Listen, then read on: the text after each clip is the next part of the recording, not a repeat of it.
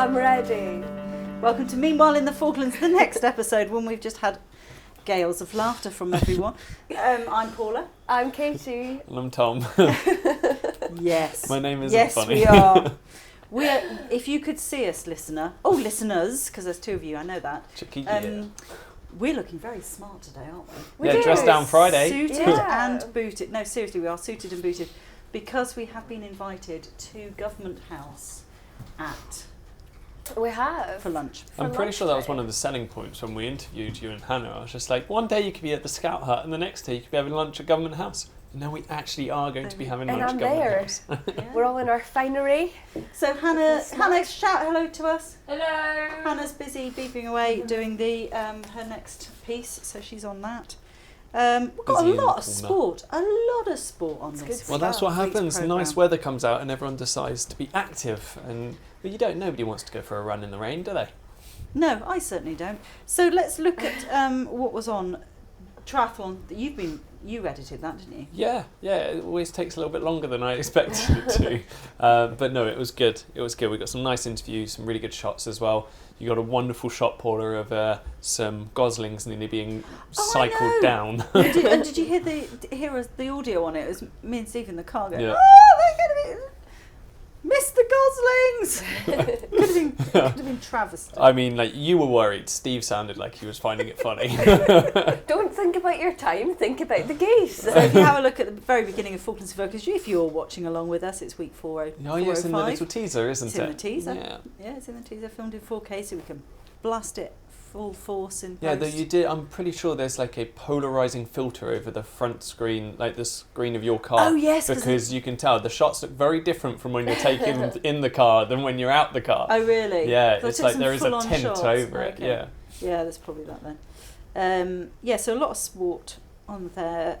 I like the way you said every so often you'd shout out, "Have you got so and so?"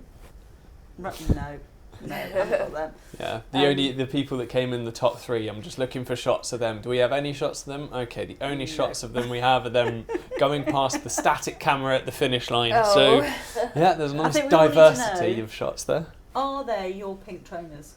Then not, are they? I don't think. Random pink trainers.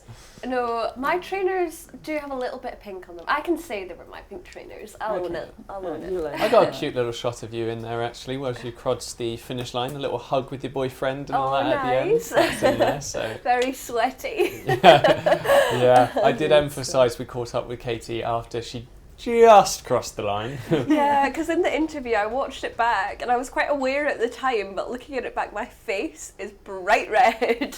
And little did we know that the next day I woke up to a terrible sunburn on my face and back. So it was so hot. It was so hot. Oh, so you didn't do the whole triathlon though, did you? No. Oh no, don't let anybody think that. I did the was doing the team event. So who did you do the team event with? There was a lady called Stephanie before me who did the swim, and then Graham, who's actually one of the police officers down here, did the cycle, and then I did the run, which was last, and it was a 10k, so that was good. Yeah, how'd you do? Well, it was my first ever sort of competitive, as much as you can call it competitive, 10k that I've done. I'd only ever actually ran two 10ks before this, ever. Like in your whole life? In my whole life. Just up for the challenge. But I did 57 minutes, which was a PB. The fastest I'd ever done it before was an hour and 1 minute, so I lost quite a lot of time, which I was really pleased about. Is 57 quite a good time? I don't know what the average time for a 10k is. I think somebody was saying that anything less than an hour is quite like a good time. So, okay, good stuff. So I think it was kind of average, kind of okay, but for me it was really good. So good personal achievement. Yeah. Really How many people actually did the whole thing, Thomas? That's a very good question. 14 men, 8 women, 6, 7 teams of 3 in the adults as well, and 29 children. Okay. And I think it was the biggest turnout they've ever had for a triathlon. And the children, if I'm right, the children were from little tots, right up to teenagers. Yeah, so you had the junior category, and it's so if you are watching along with Falklands in Focus and you don't know how the school system works down here. So junior IJS is the infant junior school, and junior fix is the Falkland Islands community school, so go up to 16. So there are two different categories. Oh, they did? Yeah, they had the 'cause I wasn't IJS aware. category and the fix category. Okay. So there were only two individual runners in the fixed category, no individual runners in the IJS category, as in like to do the whole event. Yeah. But that's not so surprising at that not age. at all. But Hamish McKee did the whole thing. Bear in mind it was a bit smaller than the adult one, but he did the whole thing in just over an hour, an hour and 3 minutes, I think. And he was the only one to do it last time out. But a little boy called Marco joined him to do the whole thing as well this time. Yeah. Finished about 20 minutes behind him, but Hamish is just a Hamish ludicrously fit human He's an being. athlete, He's isn't so he? funny. He came in on his bike, and his mum was there. She was trying to get the bottle of water, she was trying to get the lid off the bottle of water, give him a piece of fudge, and he was off. He was off already. Was he? Oh. He's like, off he went. Yeah, So, but I mean, his sister's fantastic as well, because she Yeah. was part of the community school relay team, so the team event, and they came first with the fastest time in that category. They finished the whole event in 53 minutes. God. And she ran her 10k, and bear in mind Hamish had done 2 events before that, but she'd ran her 10k in, I think it was a minute or 2 minutes slower than Hamish. So like, she's fantastic as Yeah. well. Such a good runner. But it's so good to see how many young kids want to get involved in the sport. Somebody who did something for the first time, MLA Stacey Bragger. He was Yes. he was running it, doing the whole triathlon, which I It's was a little bit amazing. worried about because I've not really seen him out training. Yeah, he made a promise in the Penguin News a couple of months ago, that he'd do the Stanley Marathon Yes. next year. Yeah. And I think this was his first step, because I do believe, correct me if I'm wrong, but he holds the portfolio for sport. He does, yes. So Yeah. much like, I mean, Caiti, you were talking about Mark Pollard, MLA Mark Pollard Yeah. earlier as well. And it does seem like all the MLAs have, especially coming into the summer season, I would imagine, they've been talking a lot about taking your health seriously and being taking responsibility for your own health as much as you can. And it seems like they are practicing what they preach. And that, Exactly that, yeah. Mark Pollard going to get his health checks done, and Stacey deciding to obviously be a bit more active and take part in the local events. So it's setting really great examples, I would say. Yes. So I felt so bad for him, because I had a chat with him after, and his swim time was good, and his run time really wasn't that bad. No, No, not I at all. know. It was actually quite good. It was like an hour and 10, wasn't it? Hour for and his 10 run time? minutes for a In chap who fact, doesn't really train. Let's put And him if up. I think on our board, we do have, listeners, a board of... Well, you're getting insight into a MLAs. big secret here. Yeah, we're not going to say who's at the bottom, but we're going to say that it's changed considerably over this last week. It doesn't normally change that much. Leona Roberts has been, MLA Leona Roberts has been sitting at the top of the list for some time. I feel like Gilbert House might get hold of this podcast, and we'll have MLAs knocking on the Yeah. door next week, just coming to have a meeting, looking around Yeah, the room. definitely.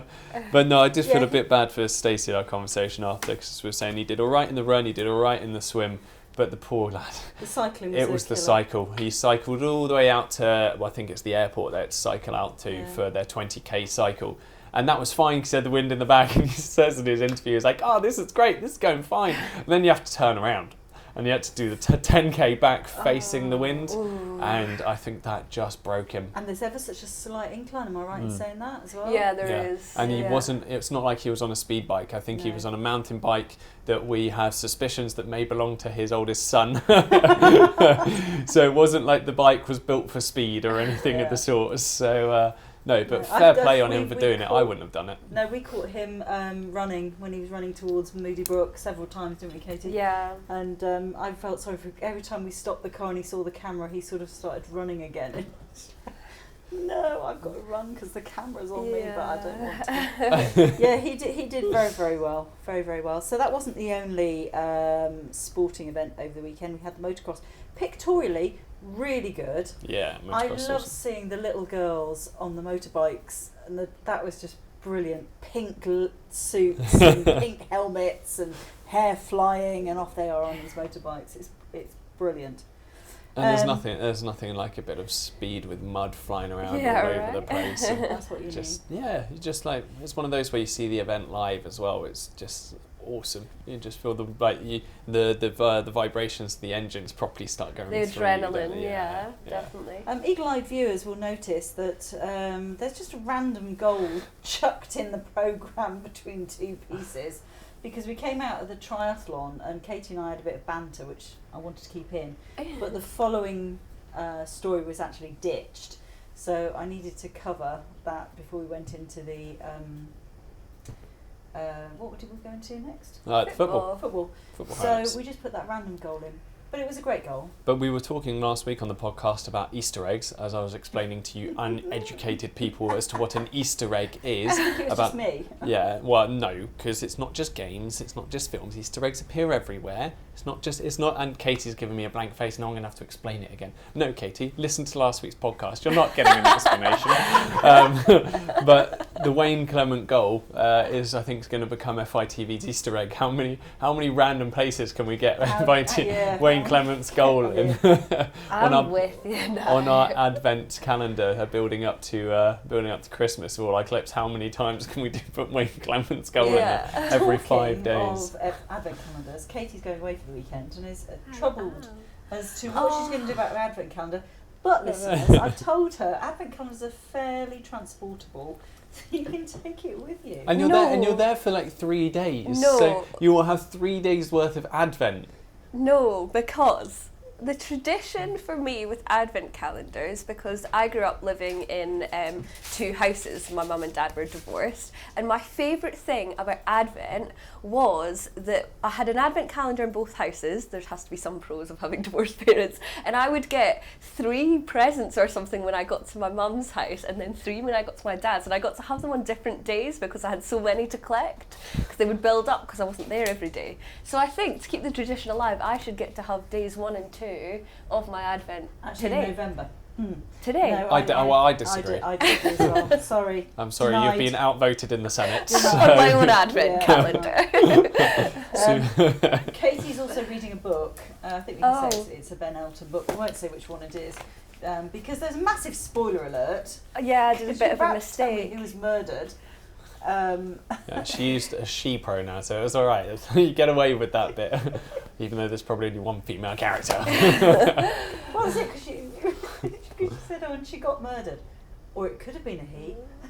Or a dog. You don't know. You don't know, but it was probably... it was probably a woman, considering your awful backtracking. And please do the thing, because I was walking past her and she went, there's just about to be a murder, but go on, say it. There's been a murder. Yeah, if you can translate that one, please get in touch. Oh, shut up. So this week we've also interviewed Brad Birch. I felt quite sorry for him because he was hoping to leave on Friday, but the air bridge was delayed 25 hours, so he won't be leaving until Saturday morning. You interviewed him. Yes, I did. Yeah. What was the problem? Well, who was Brad Birch? The problem is he's such an interesting bloke. Yeah. We've got 10 minutes of really interesting stuff.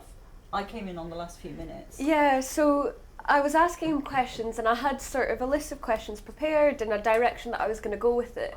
And I can't stress how rare this is, but every single thing that I asked him, it was always interesting and it felt like it had real oomph behind it and the whole thing just tied together. Obviously he's a storyteller and that's what he does, but his whole interview was a story that just flowed so neatly at the start, middle and end, and the whole thing was just this perfect little bundle. But of course it was far too long for us to be able to use, so I've had to cut it down to 3 minutes, which was devastating, but I'm just going to keep all the rushes, and if I ever need a bit of inspiration, just go back and watch them myself. We should put the full thing up on YouTube, full interview with... and again, I'm going to ask the question, who's Brad Birch? He's a playwright. He's a playwright, okay. Yeah. I'm just thinking, I'm pretty sure we spoke about it last week, but if your listeners just joining in, they might not know who Brad Birch is. No, but it is now December, so we have just recorded. Well, it's not December actually, December's tomorrow. Advent. It's coming up to Christmas, and we've just recorded our Christmas song. For the Challenge concert, yes indeed. Concert. Do you want to tell the listeners a little bit more about that? Do. No, you can't sing it. I didn't sing it. I was just making a certain... Yes, so FITV have got an entrance into the challenge concert. It will involve puppets, which I'm making now. Which you are making now, okay. Yes. I am looking forward to seeing them because I am just picturing the Muppets in my head. Yeah, well, just don't picture them too strongly because some of these penguins do look like they've had a stroke. So oh dear me. Yeah, some things have gone a bit funny. But anyway, I'm on my third one now, and anyway, let's go on to some more serious stuff. Can I stop laughing first? Just give you a moment. And very serious stuff. Second flight. Yes. Split the community, not in half. I'll say before we get onto the serious part of it, can I just say, vamos a Brazil! Holidays are planned! I'm excited. So it's been confirmed that there's going to be a second commercial flight via a fourth flight. Yeah, fourth flight, and it's going to Sao Paulo in Brazil. Once a month, it's going to stop through Argentina as per agreement from 1999. The 1999 agreement between the UK and Argentina. Yeah, so once a month, it's going to stop there in each direction. Yeah. But it goes from here straight to Sao Paulo. So the idea is that you'll be able to go from here to Sao Paulo. And then fly straight to Heathrow. Within 3 hours, you'll be able to get a flight to Heathrow, and there you are. Sorry, That's I just cut off the end of your amazing, sentence isn't there. it? Yeah. So Apologies. it's looking. Well, I mean, I know people have got some very, very strong views on this. Yes, absolutely. But I feel it's a very positive step. Yeah. The difficulty as well is the fact that I always feel like those who are, and then this is in everything, not just the Falkland Islands and not just this specific topic, but I feel like if you're going to complain about something because you don't like it, you're more likely to voice an opinion than someone who's happy with something. Yeah. I feel people who are more content are normally quieter about situations. So you can have a lot of voices saying the same thing, though it doesn't reflect what everyone else is thinking. And having spoken to a few people who I know, especially business related, it's going to have great positive effects on them and their business, and they're not speaking out because of the controversy within the community as it is, and they don't want to be that opposition to the people who have a problem with it. So is there a majority that think it's an issue? I personally don't think so, but I think there was a wonderful thing posted by an ex-MLA on social media that said that he was very excited about the proposal and the new plans for this second commercial flight, and that the economic and social benefits in terms of tourism, in terms of produce coming in terms of mail going in and going out, are going to be, they're positive. You can't argue it. It is positive. And he said the potential ramifications, as there's many fears to it resembling a pattern of events that occurred in the 70s prior to the war. And he said that kind of pattern of event, that is still to be determined. It could end up like that, but it could very well not. And the thing is, there's definitely a positive to take out of this. And he said, like, why focus on the negative? And it doesn't feel like we're in the same position. Yeah, I mean, two things I picked up is that from a tourist aspect, I mean, to try and get out on the LAN, try and get out on that Saturday flight from now Chile, till March, you've got no hope. No hope. Yeah. And the air bridge, there's only like a handful of seats left.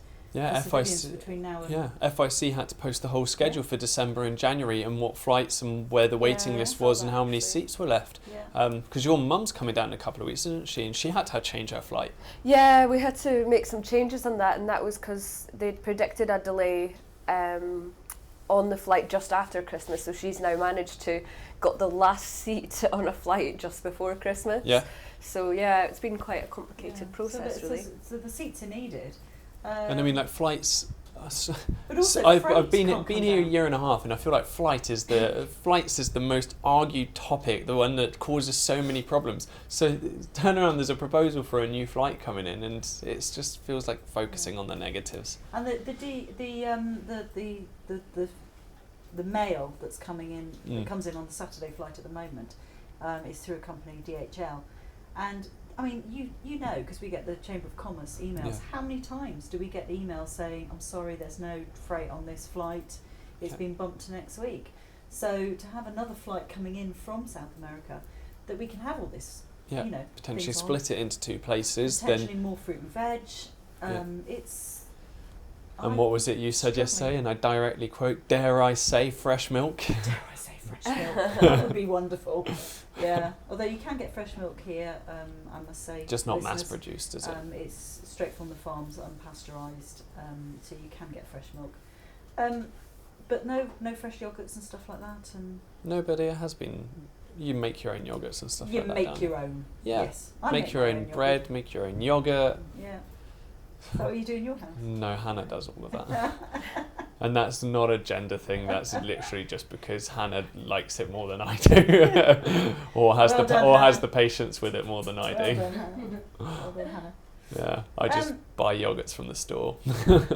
What have I got at the bottom here? Paula can burst into tears if she needs to. Because before we started the podcast, you were on having a phone call with someone about Amdram, and it was just she was trying to sell a particular male actor, saying he can burst into tears if you want him to, and all that, and just straight away you're like, I can do that too. Just saying. It was very funny. So that might have been a cheeky little add-on to the list by me and Katie there. That's why I've got no idea who wrote that down. Yeah, definitely not your handwriting, So BT. are we looking forward to this Government House lunch? Because we do look exceptionally smart. We need a photograph when I put some makeup on. Yes. As long as it's socially acceptable for me to shove my napkin down my No. collar so that I can then gorge myself on food, because man's hungry. Man gets hungry. It is very, very nice out. It's So yeah. you were there yesterday, I was weren't there you? yesterday 2 for days a in a row. GH lunch, VIP. yeah. It's so great, and it's just all these little things like the governor was telling us about the silverware and you know and the painting. Well, they're not paintings. The photographs that are in the dining room and in the drawing room and stuff like that. It's just heaped in history, that house. I can feel a piece coming on. I was going to say, are you going to get a a recycled speech now, because you were there yesterday and you're going again today? You're going to get the same speech from the governor about the cutlery. It was just really interesting, and you know, I don't know. Actually, I'm not going to repeat any of the stories that he was telling, but it's just steeped in history, that place, and just fantastic. So hopefully we might get some of those stories today.